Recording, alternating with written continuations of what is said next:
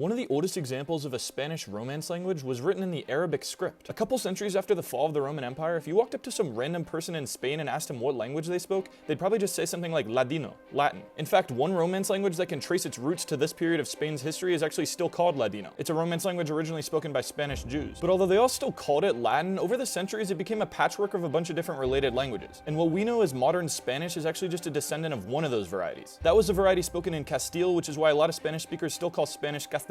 But southern Spain was really interesting. Folks down there spoke their own varieties of Ladino, which sometimes retained features that were lost in other Spanish Romance languages. As many of you may know, southern Spain was conquered by the Islamic Umayyads in the year 711. And the conquered Ladino-speaking peoples were referred to as Mustarab by the Umayyads, which means like Arabized. And this is why their Latin-derived Romance languages are often called Mozaarabic, even though they're not from Arabic. But what's weird is that nobody would actually write in their Romance dialects. Up in the north, people would write in Latin, and down south, people would write in Arabic. But around the 11th century, you started to see examples of Iberian Romance languages getting written down a little bit. And some really cool examples of this are called Jarchas, or in Spanish, Jarchas. Basically, there were these Arabic poems that were written in Umayyad Spain that would often end in a quote in the local vernacular. Basically, it would be a bunch of Arabic, and then all of a sudden, tanta mare, Habib, tanta mare, enfermaron ollos nidios, e dolen tan male. And these are basically the earliest examples we can get of Iberian Romance. And as I said before, they were written with the Arabic script. I love diving into topics like this for you guys, and if you're interested in saying thanks, I've got some cool merch available. The link's in my bio or profile or whatever it is for this platform.